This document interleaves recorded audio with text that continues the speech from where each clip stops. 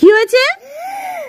আমি তুমি যে পুতুলটা দেখতে পাচ্ছ থেকে মন্ত্র বলে ভাই করে দেব। সত্যিকারে ভাই। কি এই পুতুলটাকে তুমি মন্ত্র দিয়ে ভাই করে দিতে পারবে? এটা তো পুতুল, ভাই হবে কি করে?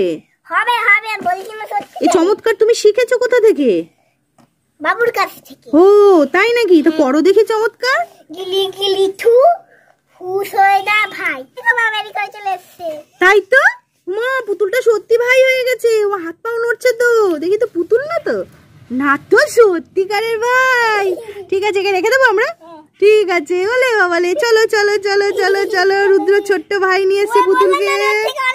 তাই তো আজকে আমি আর রুদ্র গোপু সোনাকে স্নান করাবো। তো গোপু সোনাকে স্নান করাবার জন্য কি কি নিয়ে নিয়েছি দেখে নাও। দুধ নিয়েছি, জল নিয়েছি, গোলাপ ফুল নিয়েছি, তুলসী পাতা, গোলাপ জল, গঙ্গা জল আর টাওয়াল আর এই গামলিতে করে স্নান আর ঘন্টা। চলো স্নান করানো যাক। গোলাপ ফুলের পাপড়িগুলো ছিঁড়ে নিয়ে দুধের মধ্যে দিয়ে দিচ্ছি। হ্যাঁ, আর গোপু সোনাকে জামা কাপড় খুলিয়ে গামলির মধ্যে বসিয়ে দিয়েছি, কিন্তু তুলসী পাতাটাও দিয়ে দিলাম। ঘন্টা বাজাচ্ছে আর আমি গোপু সোনাকে স্নান করাচ্ছি।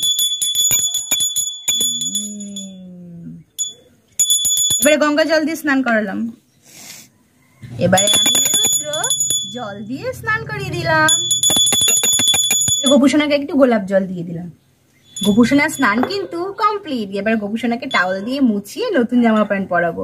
চলো।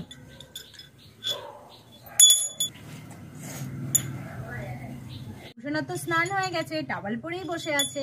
এবার গোপুসোনার জন্মদিনের ড্রেসগুলো চলো পরিয়ে নি। গোপুসোনার দেখো জামাটা পরিয়ে দিয়েছি। কেমন লাগছে রুদ্র গোপুসোনাকে? দেখেছো? আমার গোপুসোনা তো মাটির, সেই জন্য এইভাবেই জামা পরাতে হয়। ভালো লাগছে? হাতটা এবারে পরিয়ে দিই, ময়ূরের মুকুটটা পরিয়ে দিই। সোনাকে কেমন লাগছে? সুন্দর করে সাজিয়েছি। এইবারে শুধু বাঁশিটাই দিয়ে দেবো, তাই তো রুদ্র? চলো বাঁশিটা দিয়ে দিই। রুদ্র দেখো আমার ছোট্ট গোপু সোনার সাজ কিন্তু একদম কমপ্লিট। বার্থডে বয় কিন্তু রেডি বার্থডের জন্য। চলো এবারে কোলে বসিয়ে নি আর সিংহাসনে নিয়ে যাই।